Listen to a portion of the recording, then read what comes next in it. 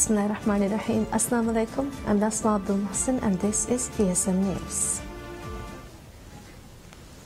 Maldives supports the Human Rights Council to establish an independent commission of inquiry to investigate human rights violations in the context of Israeli military assaults on Palestinian civilians. At the special session of the Human Rights Council, the Maldives once again raised its voice in the plight of the Palestinian people. Speaking at the special session held on the deteriorating human rights situation in the occupied Palestinian territory, including East Jerusalem, Dr. Hala Hamid, Ambassador, Permanent Representative of the Maldives to the United Nations Office in Geneva, condemned in the strongest terms the attacks by Israel on unarmed Palestinian civilians who were peacefully protesting to claim their sovereign right to return to their lands that Israel had occupied and denied them for decades. Ambassador Hala further said that the world witnessed a massacre on the 14th of May, with the loss of many innocent lives and injuries to many others near the Gaza border due to the largely excessive use of force by the Israeli military. Ambassador Hala further expressed sincere condolences on behalf of the government and the people of the Maldives to the brotherly Palestinian families who lost their loved ones at the superfluous, cruel and inhumane acts committed by the Israeli forces. In the statement, the Maldives expressed support to the call on the Council to address the issue immediately and supported the call on the Council to establish an independent, international and transparent commission of inquiry to investigate the violations of international humanitarian law and the international human rights law on the occupied Palestinian territory, including East Jerusalem and the occupied Gaza Strip. The Maldives co-sponsored the resolution that was adopted at the Council to this effect.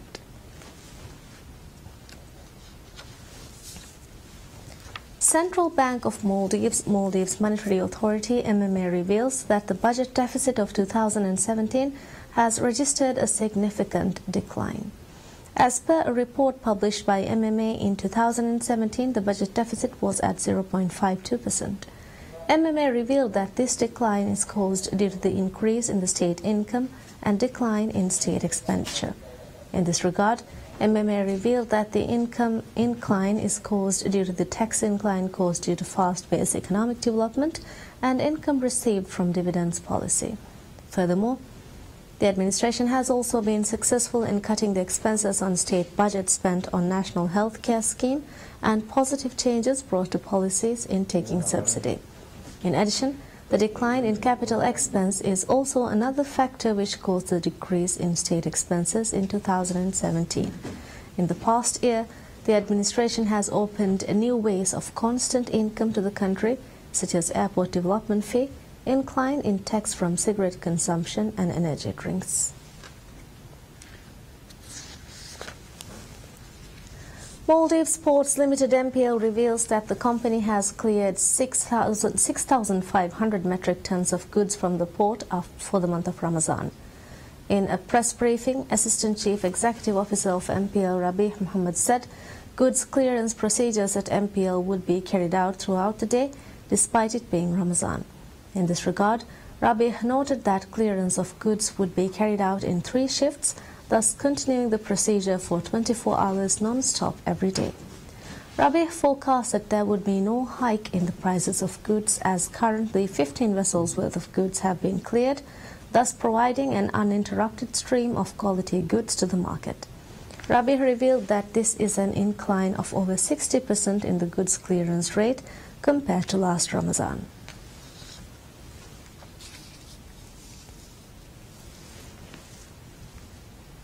Public Service Media reveals plans to air the audition episodes of the Aligadha Junior Quran Recitation Competition today.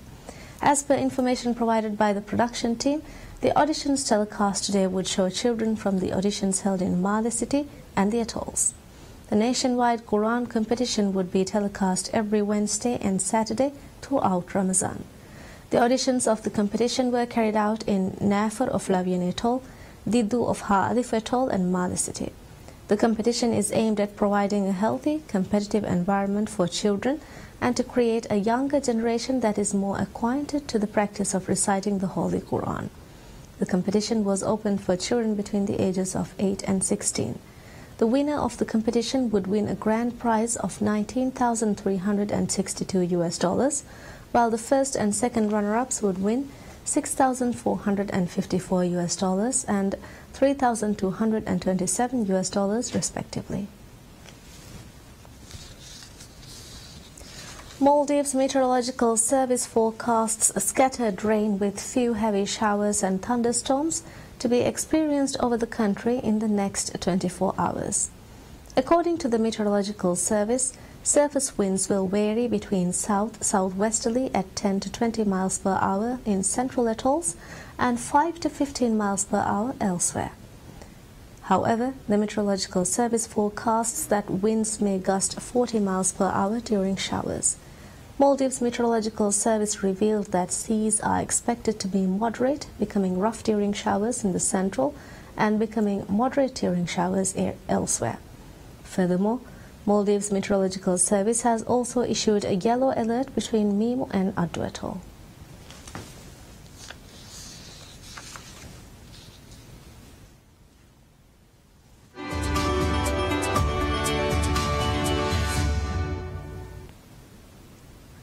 Tourist arrivals in March witnessed an increase of over 18.5% year-on-year.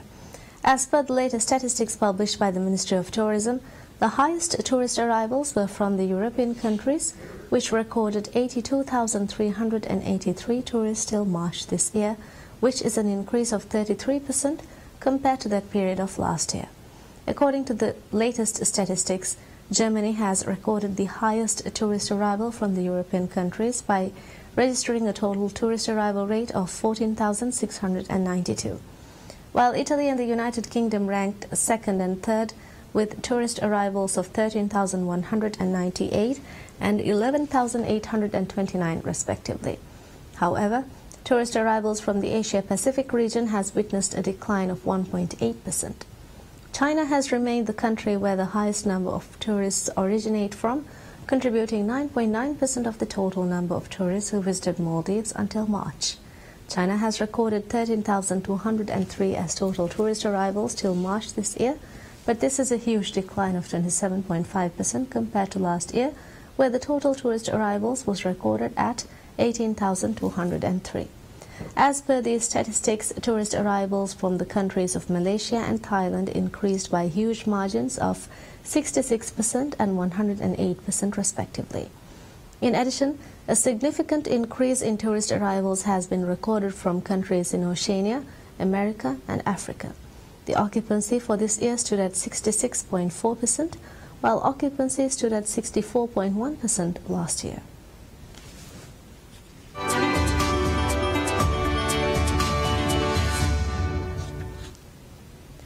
Muslim leaders call for an international force to be deployed to protect Palestinians after dozens of protesters were shot dead by Israeli forces on the Gaza border last week.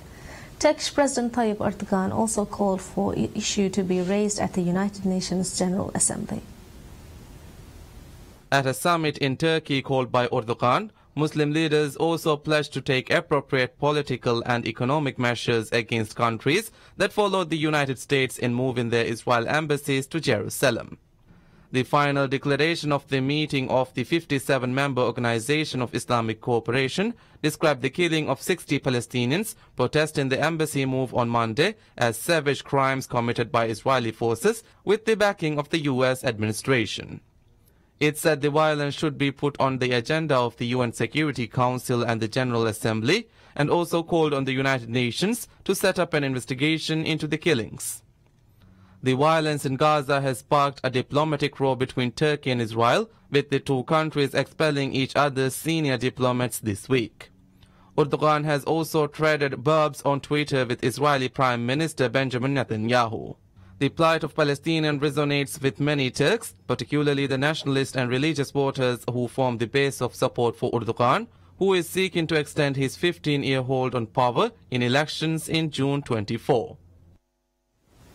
A total of 7 Gazans were admitted to King Hussein Medical Center in Amman on Friday after they were injured following clashes that flared at the Gaza border this week. On Monday, the United States opened its Israeli embassy in Jerusalem following President Donald Trump's decision to recognize Jerusalem as the capital of Israel. The move sparked greater anger amongst Palestinians. According to Palestinian authorities and local medics, approximately 60 Palestinians were killed and more than 2,200 people were injured by either gunfire or tear gas from Israeli forces on the Gaza border. One of the Gazans treated in Amman said medical care was hard to come by the Gaza Strip due to the amount of people injured on Monday, a day which Palestinians have dubbed the Day of Rage. French Foreign Affairs Minister chairs the international meeting against chemical weapons in Paris on Friday. The meeting gathered 33 countries, all part of the Organization for the Prohibition of Chemical Weapons and members of an international group targeting toxic gas attacks. The Impunity Partnership aims to preserving evidence of chemical weapon attacks, recording those responsible for attacks and imposing sanctions on those responsible. France's move comes in the wake of suspected poison gas attack by Syrian government forces east of Damascus in early April. Syria and its ally Russia denied that any attack had taken place and that they were holding up inspections or had tampered with evidence at the site. Minutes before the meeting, British Foreign Minister Boris Johnson issued a statement calling on parties to the International Chemical Weapons Convention to meet in June and agree ways to strengthen the agreement in the face of recent uses of banned weapons. 3 people have been found alive but in critical condition following the crash of a Boeing 737 airplane with 104 passengers on board shortly after takeoff from Havana. Local media reported that more than 100 died in the crash after it departed from Jose Marti International Airport. The plane, which was owned by a state air carrier Cubana, was covering the regular route from Havana to the eastern city of Holguin. It has been reported that the 3 survivors are being treated at the General Calixto Garcia University Hospital. The director of the hospital, Carlos Alberto Martinez, told the press that 4 passengers had been brought in, 1 man and 3 women, but the male passenger had died. Investigators are currently determining the cause of the crash.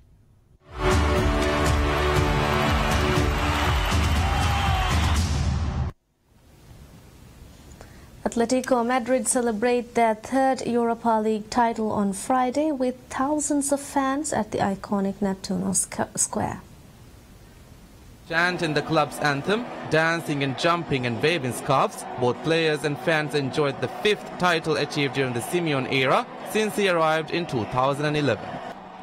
Simeone now stands as one of the most influential figures in the history of an already storied and very proud football club.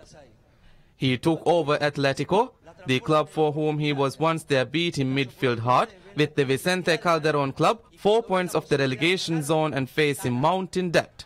The same season he took them to the Europa League glory, more of a surprise than this week's victory, but no less heartily celebrated. Game by game is Simeone's motto, and an endless deluge of 1-0 and 2-0 victories keep them rolling. In Simeone's 5 full seasons in charge, they have never finished below 3rd in La Liga. They hadn't finished that high in 15 years before his arrival. Gabi Fernandez praised the team's work and dedicated the title to Fernando Torres, whose 2nd spell with the club finishes at the end of this season when his contract expires. Former Chelsea and Liverpool striker Torres said, since he was a child, he had dreamt of winning a title with Atletico Madrid, and the Europa League trophy for him is the most important.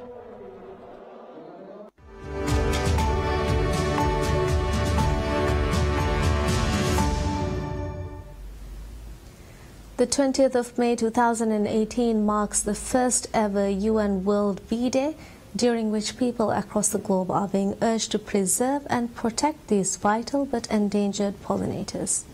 This comes thanks to Slovenia lobbying the United Nations over the last 3 years and the support of 115 countries across the world. Bees greatly contribute to the world's food supply and therefore global security, something that has been underestimated in the past. As much as 1/3 of the food production depends on their pollination. However, bees across the world are declining in large numbers due to the extensive use of pesticides, parasites and climate change. In 2016, the number of honeybee colonies decreased by as much as 33% in the United States and 13% in the European Union. More than any country, Slovenia is fighting to stop the devastating decline of bees. The Alpine state is a nation of staggering 10,000 beekeepers in its 2 million population. Slovenia won the National Geographic World Legacy Award last year for its environmental practices, protection of cultural and natural heritage, and education of travelers, and it's not hard to see why. Now, other countries are being urged to follow Slovenia's apiculture as a way of protecting and boosting bee populations. Slovenia's beekeepers and apitourism are not just confined to the countryside. Against the backdrop of the Ljubljana skyline, rooftops are abuzz with hundreds of hives. An urban keeper started with 2 beehives on the balcony of his apartment. Now he has 50 hives at different 15 locations throughout the capital city. Slovenia is the only European member state to have protected its native bee, the carniolan, that's grey in color, and its honey had a trademark. As bees are a good biological indicator of environmental conditions, Slovenia's government is proud that the presence of so many bees is a good indicator that the capital city still deserves the title of European Green Capital, an award it received in 2016. It is also considered the world's most sustainable country. The date of World Bee Day commemorates the birthday of one of Europe's first beekeepers and pioneers of modern agriculture, Solvin Anton Jansa. It is also the time of the year when the bees in the northern hemisphere are most active and begin to reproduce, also marking the period when the need for pollination is greatest. And that's all we have for you right now. Thank you for watching. Have a very pleasant day.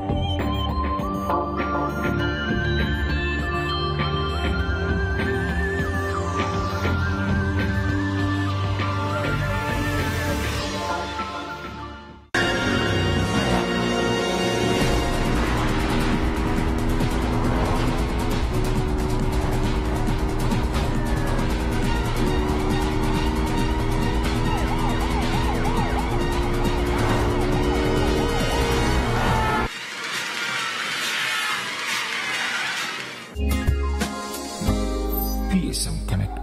Benu takut, benu wagotaku, benu channel badaru. PSM Connect.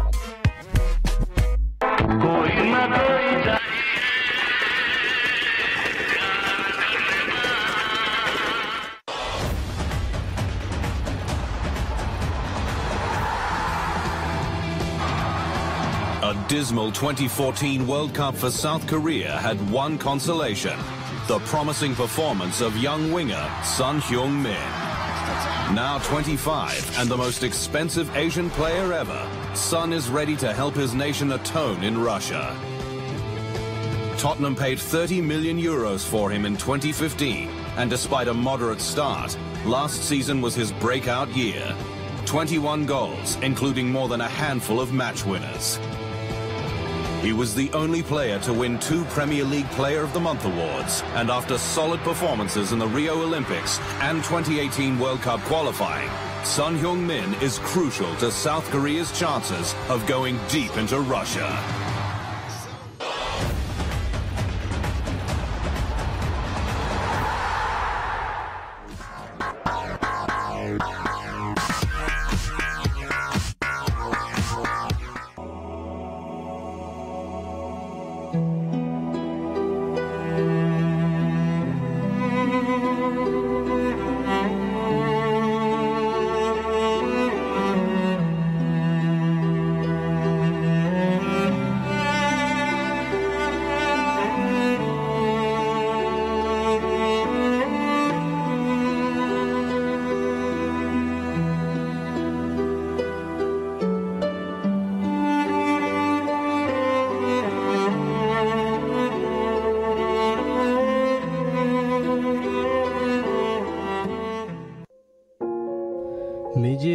gina zuwanu tajriba kurun johno me hiddati ekkamaki lobi warasha gedoru duko maalen hijuru kurun jehun zaruri muhimmu khidumetan amilla rashuga libenne tumaki mi kuda kuda suwaruge fadara duko hijuru kurun jehun sabu mi aluganduge ufan lobi wara miyadu mitanu fennani falukama veeranakan lairuge etan hadane miyogutu hituga niwule munde eta suwalen hitan ara fayapunde mi suwal tahu jawab